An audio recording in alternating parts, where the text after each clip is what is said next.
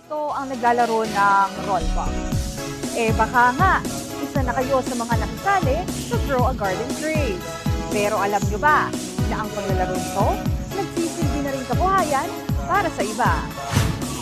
Bata man o matanda, maaaring pamilyar na sa larong ito online. Ito ang Grow a Garden, isang farming simulator game sa Roblox app na pinagigiliwan ng marami ngayon.